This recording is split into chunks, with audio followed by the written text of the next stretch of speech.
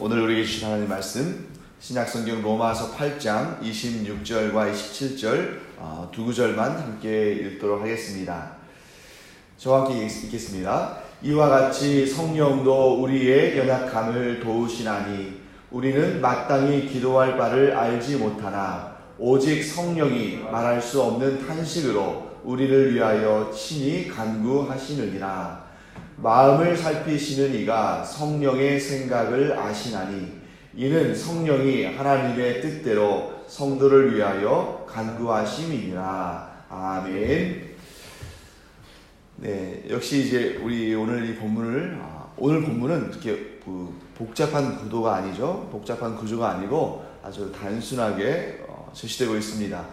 그래도 우리가 한번 구조를 잠깐 살펴본다면 26절 말씀에 연약함과 탄식이 서로 대꾸를 이루고 있고, 그리고 우리는 마땅히 기도할 바를 알지 못하나 이 내용과 또 우리를 위하여 친히 간구하시느니라 이 내용이 또 대꾸를 이루고 있죠. 그래서 앞에 우리의 연약함, 그리고 우리의 마땅히 기도할 바를 알지 못하는 우리의 상태와 무엇이 대조되고 대칭되고 있냐면 성령이 탄식하시고 또 성령이 우리를 위하여 친히 간구하시는 이 내용이 서로 이렇게 대칭 또 대꾸를 이루고 있습니다. 우리가 우리 자신의 삶을 잘 돌아보면 우리가 이런 모습을 갖고 있는 것을 발견하게 됩니다.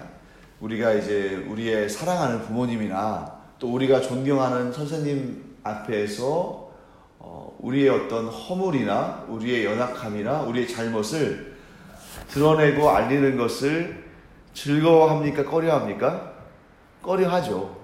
예를 들어서 나와 별로 관계없는 사람이나 또 나와 별로 이렇게 자주 관계를 이렇게 서로 어떤 관계성을 갖고 있지 않는 사람이라면 상대방이 나에 대해서 나의 어떤 단점이나 나의 문제나 나의 어떻게 연약함이나 이런 것에 대해서 안다 해도 우리가 별로 그렇게 개의치 않을 수 있습니다. 저 사람하고 나하고 별로 관계가 없고 또 먼 상태다 그러면 그럴 수 있습니다만, 오히려 우리가 사랑하는 가족들에게, 그리고 또 우리가 사랑하고 존경하는 선생님들이나 또 우리의 어떤 은사들이나 이런 분들께는 우리의 잘못이나 우리의 연약함이나 우리의 문제들을 꺼내기 싫어하는 경우가 많아요.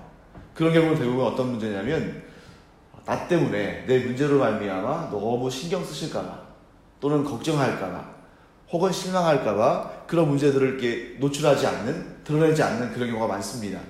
자, 이와 비슷한 경우로 참 그 믿음이 참 순수하고 또 하나님을 향해서 경건한 마음을 가지고 있고 또 하나님 나라를 위해서 열심히 좀 특심한 사람들 가운데 어떤 모습을 보이기 쉽냐면 하나님 앞에 자신의 연약한 부분을 드러내기를 꺼려하는 그런 모습들을 볼 수 있습니다. 이 경건에 어떤 열심히 있는 분들일수록 자신의 연약한 부분들, 자신의 죄악, 또 자신의 어떤 문제들, 이런 것들을 혹시라도 하나님이 이 문제 때문에 나에게 실망하실까봐 그렇게 자신의 모습을 드러내기를 꺼려하는 그런 모습을 우리가 간혹 보게 됩니다. 그런데 우리는 반드시 알아야 되는데 그것이 뭐냐면 내가 내 자신의 연약함이나 내가 내 자신의 문제나 내가 내 자신의 어떠한 좋지 않은 부분들, 이런 것들을 내가 인식하기 이전에 벌써 하나님은 알고 계시다는 거예요. 이 아담과 하와의 문제가 바로 거기서 나오는 것이죠. 아담과 하와는 자신들이 하나님의 명령에 순종하지 아니하여서 범죄한 것을 하나님께서 모르실 거라고 생각했습니다. 만약에 그들이 하나님께서 자신들의 문제와 자신들의 죄를 다 아신다고 생각했다면 감히 숨을 생각도 못했겠죠. 다 아시는데 어떻게 숨을 생각을 하겠습니까? 몰랐다는 겁니다. 오늘 우리는 그 본문을 보면서 아담과 하와가 범죄한 다음에 숨는 그 본문을 보면서 왜 그랬을까? 그냥 솔직히 하나님 앞에 나서고 그래서 잘못을 구하고 용서를 구하면, 우리 지난 수요 예배 때 이 내용을 나눴었죠. 솔직히 시인하고 솔직히 회개하고 하나님 앞에 나섰다면 아마 지금 우리가 가지고 있는 이러한 문제들 중에 상당한 부분은 좀 감소됐거나 그런 문제들이 일어나지 않을 수 있을 텐데 왜 그렇게 끝까지 감추려고 했을까?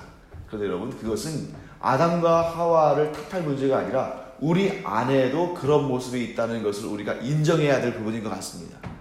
여러분과 제가 완전히 100% 모든 것을 하나님께 드러내고 있지 못하나, 그리고 오히려 하나님께서 우리에 대해서 실망하실까봐 정작 가장 중심되는 문제들은 하나님께도 가리는 내 자신을 얼마든지 볼 수 있다는 것입니다. 그러나 하나님은 그걸 원하지 않으시죠. 그래서 하나님께서는, 하나님이 가장 싫어하시는 것은, 물론 이제 죄를 하나님께서 싫어하십니다만, 예수 그리스도를 통해서 죄의 사함을 받고 죄의 문제를 해결한 성도들에게 하나님께서 가장 원치 않는 모습은 자신의 연약함을 감추는 것이다. 하나님의 그 도우심을, 하나님 앞에 죄송한 마음 때문에 하나님의 그 도우심을 바라지 않을 때, 그것을 하나님께서 가장 원치 않으시는 거죠.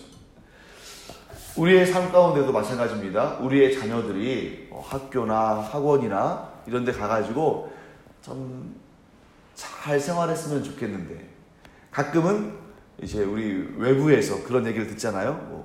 당신의 아들이 혹은 당신의 딸이 이러저러 했다더라. 그러면 이제 그것 때문에 부모가 이제 속이 상하고, 그것 때문에 부모가 마음에 오히려 상처를 얻습니다. 왜냐하면 다른 사람은 몰라도 그래도 엄마 아빠한테 얘기를 해야 거기에 대해서 도와줄 수 있고, 거기에 대해서 뭐 일 처리도 해줄 수가 있고, 거기에 대해서 또 어떨 때는 격려가 필요하면 격려도 하고, 어떨 때는 따끔한 훈계가 필요하면 훈계해서 이 아이가 올바른 길로, 이 자녀가 바른 길로 나아갈 수 있도록 도와주는 것이 부모의 사명이고 부모가 반드시 바라는 것인데, 어떤 부모가 너 괜히 학교에서 있었던 일, 학원에서 있었던 일 나한테 얘기하지 말아라, 괜히 내가 알면은 그것도 처리하려면 귀찮다, 엄마 좀 아빠 좀 더 편하게 해달라, 이런 부모 아마 없을 거예요.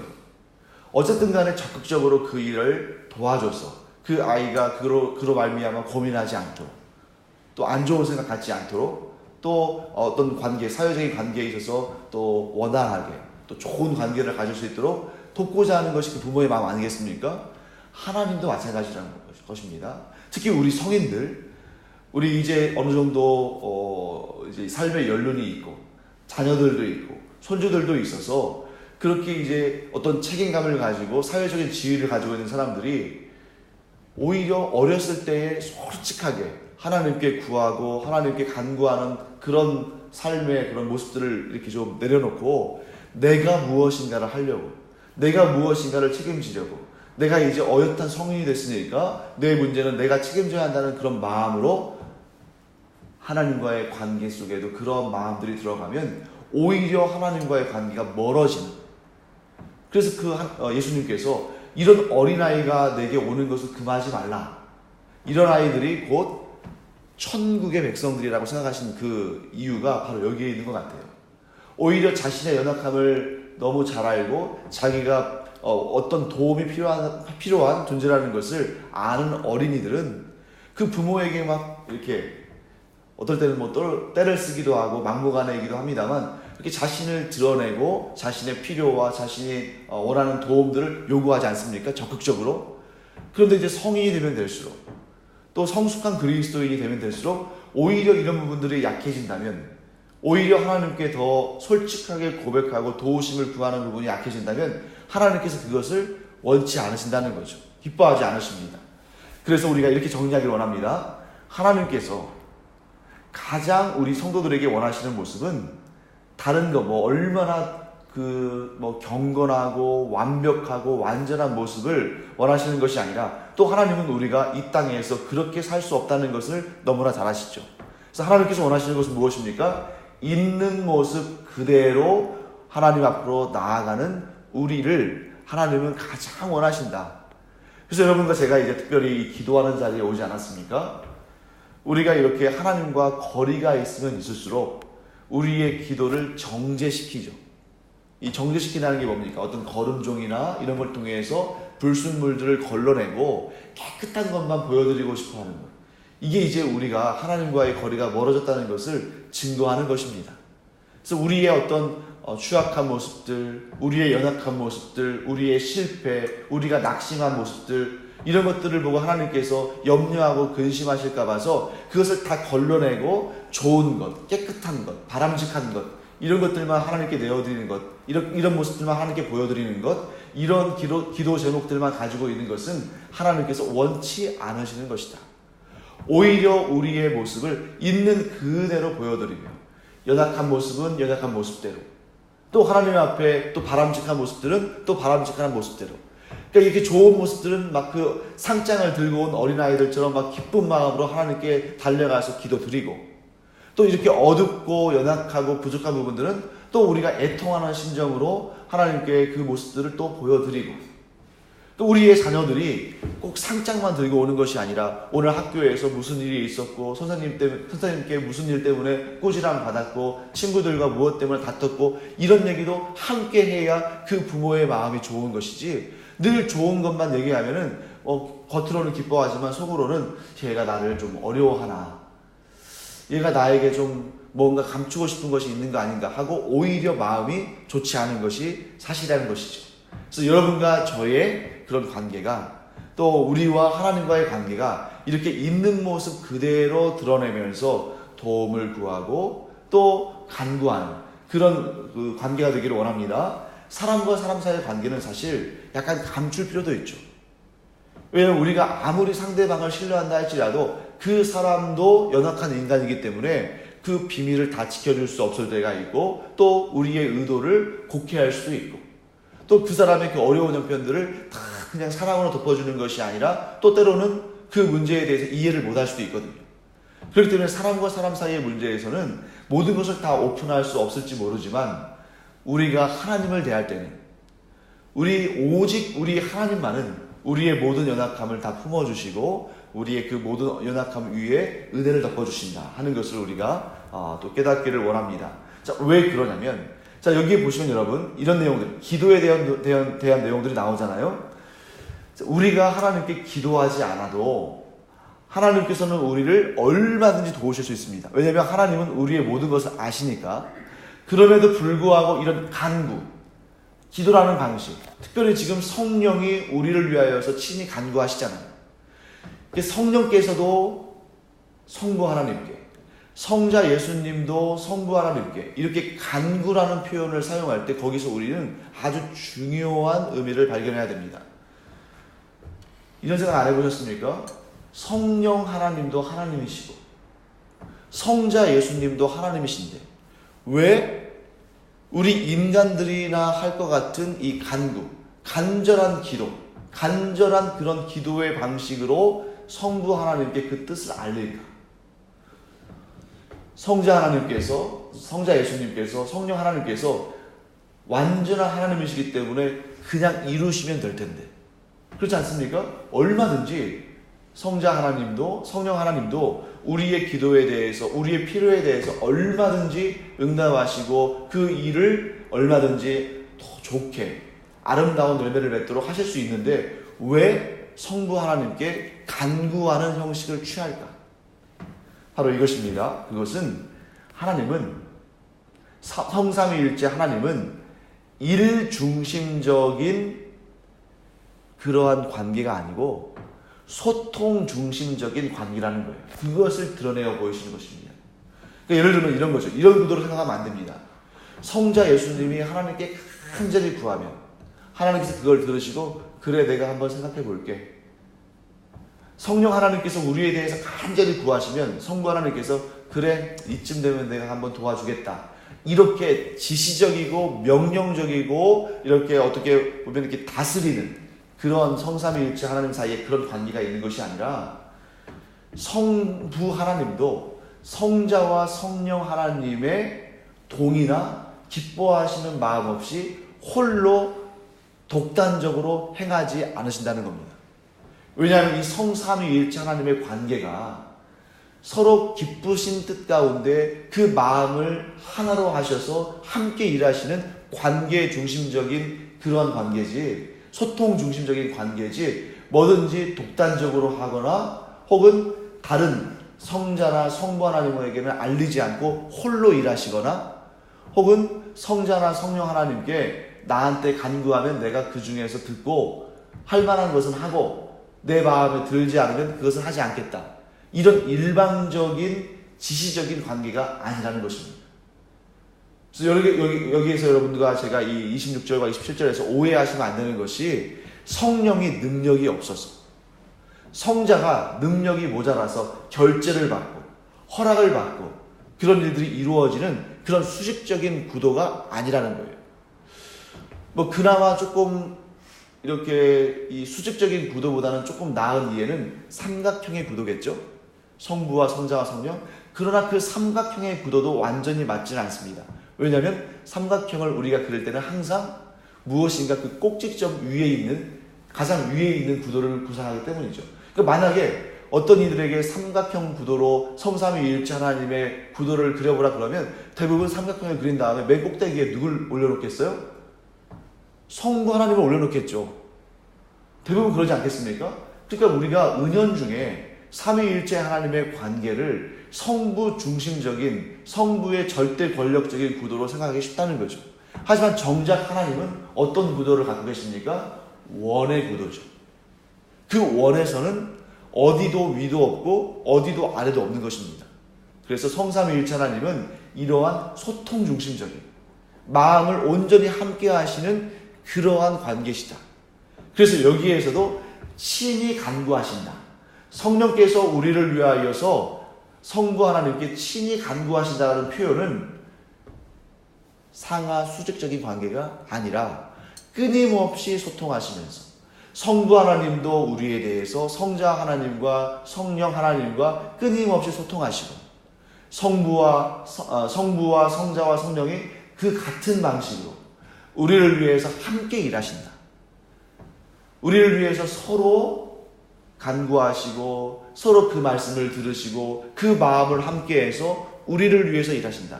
이게 얼마나 귀하고 복된 그런 우리에게 주어지는 은혜인지 모릅니다. 그것도 언제부터?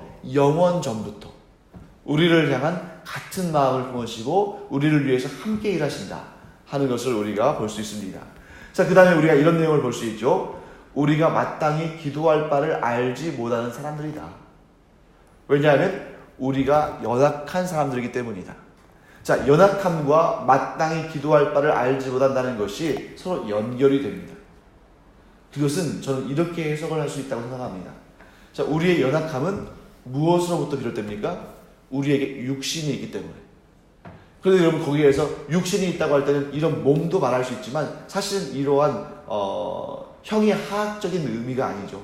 형이 상학적으로 본다면 우리의 연약함은 육신에 있는데 그 육신은 완전히 만족함을 누리지 못하는 상태. 우리 육신이 완전하지 못하기 때문에 완전한 만족함을 누리지 못하는 상태. 즉 하나님께서 무엇인가를 우리에게 주셨을 때 그것에 대해서 완전히 감사하고 감격하고 온전한 기쁨을 누릴 수 있다면 우리가 연약한 존재가 아닐 텐데, 그러니까 이 육신이 강하냐 육신이 약하냐 이런 뜻이 아닌 거예요. 우리가 육신 안에 있다는 것은 이 몸 안에 우리 영혼이 틀어박혀 있다 이런 뜻이 아니라 우리가 여전히 죄의 소욕과 옛사람의 품성과 또 이렇게 완전히 감사하지 못하고 완전히 기뻐하지 못하는 이러한 어떤 굴레 가운데 있다는 것을 의미합니다. 그러니까 이런 굴레 가운데 있으면 어떻게 되냐면 기도의 내용이 우리가 하나님께서 기뻐하시는 그런 내용대로만 나오진 않는다는 거예요.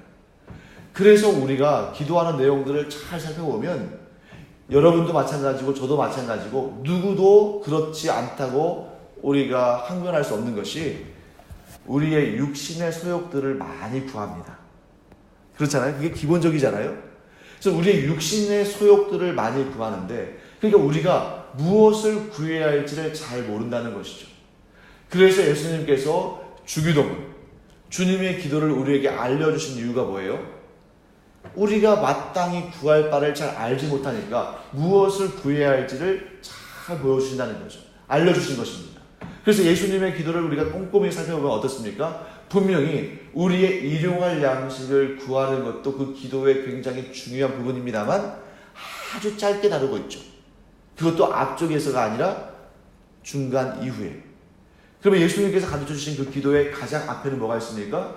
하나님의 나라와 그 의를 구하는 것이 가장 앞서 있다는 것이죠. 그래서 이런 부분에 있어서도 성령께서는 우리를 통해서 이런 기도가 하나님께 올려지기를 간절히 바라신다는 겁니다. 그런데 우리는 그렇지 못할 때가 많이 있죠. 그러나 우리가 더욱더 성령을 의지하고 하나님을 향하면 할수록 우리 안에 어떠한 마음들을 성령께서 주십니까? 하나님의 나라와 그 의를 위해서 기도하는 것.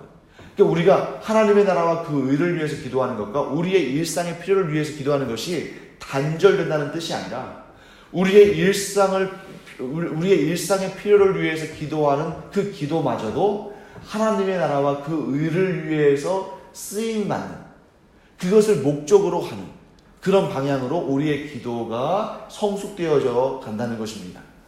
사랑하는 성도 여러분, 그렇기 때문에 여러분과 제가 이 말씀을 마음에 새기고 우리의 기도를 하나님께 드릴 때 성령의 인도하심을 구하기를 원합니다.